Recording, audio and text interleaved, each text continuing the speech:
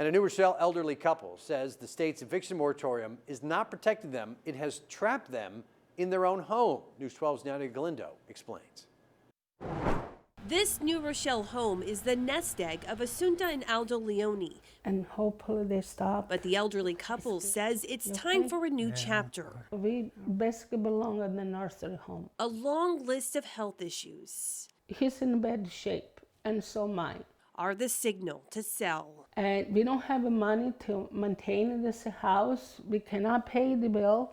But they say they are trapped in a legal limbo because their tenants refuse to leave, and the state's moratorium on evictions renders them helpless. We needed to sell the house and go someplace where we can get help. They say their tenants stopped paying their $2,100 a month rent a year ago.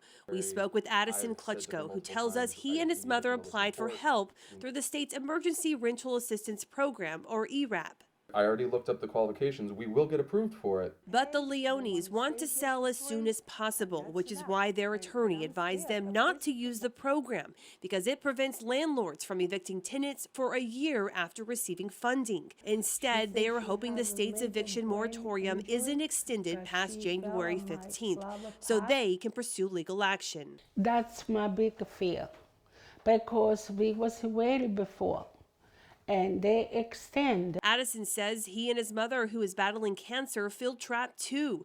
Both of them unemployed with few options. If we have an opportunity that we can be out of this situation, I would take it. But we're still in the middle of the COVID pandemic. A dispute soured by the pandemic, both sides hoping for a resolution.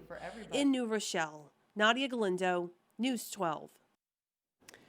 Interesting story. Well, the Leones and their tenants do have a court date next month. Meanwhile, a lawsuit has been filed by the Building and Realty Institute challenging the constitutionality of the state's eviction moratorium. New York, one of just a handful of states in the country that still have a ban on evictions in place.